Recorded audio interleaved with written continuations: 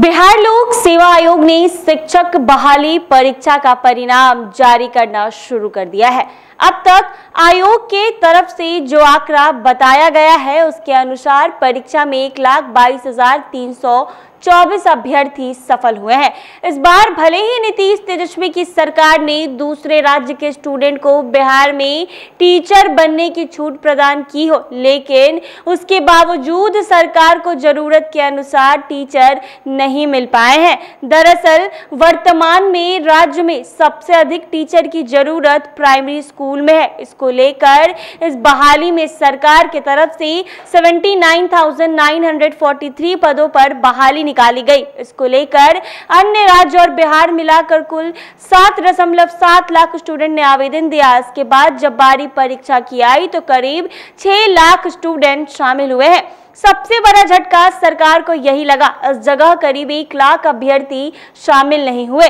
उसके बाद जब परीक्षा हुई और परिणाम जारी किए गए तो पास अभ्यर्थियों की संख्या 72,419 है। मतलब अभी 7,524 पद खाली हैं। यदि हम बात करें मिडिल और हाई स्कूल की तो इसमें भी अधिक बुरा हाल है, जबकि सरकार ने इसी को लेकर डोमिसाइल नीति को खत्म करने का निर्णय लिया था, जिससे कि उसके पास अन्य राज्य के टीचर स्टूडेंट मिल सके, जिन्होंने बाद में ट्रेनिंग देकर राज्य सरकार खुद के टीचर बना सके। लेकिन रिजल्ट जारी होने के बाद नीतीश तेजस्वी के असमान पर पानी फिरता नजर आ रहा है।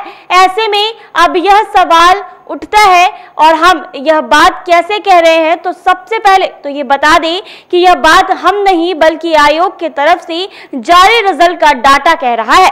राज्य में मिडिल और हाई स्कूल में राजनीति शास्त्र के लिए 5,394 पदों पर बहाली निकाली गई और पास हुए महज 712।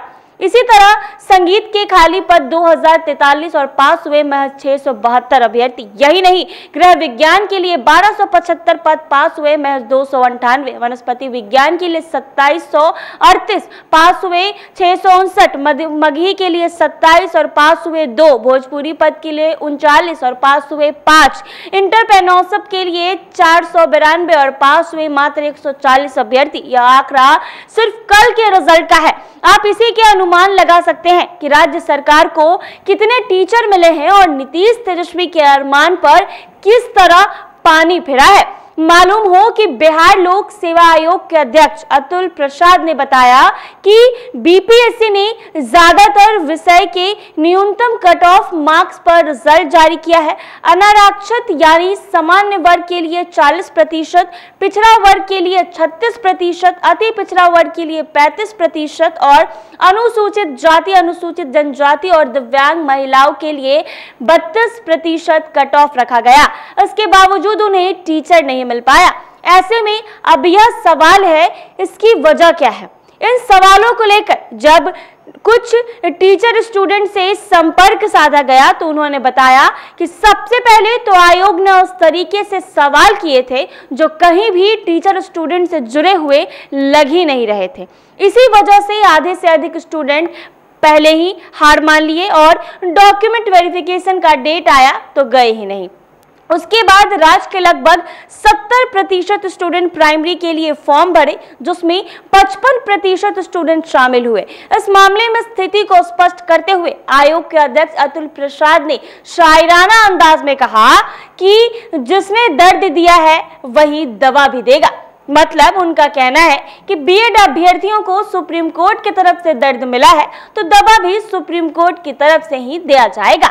बिहार लोक सेवा आयोग की ओर से जारी रिजल्ट को देखते हुए यह तय हो गया है कि सुप्रीम कोर्ट के अंतिम फैसले तक बिहार में प्राइमरी टीचर के रूप में जो संख्या अभी खाली पड़ी थी वो पहले की तरह ही खाली रहेगी, क्योंकि महज 72,000 शिक्षकों के जरिए इन खाली पड़े पदों को भर पाना संभव नहीं है।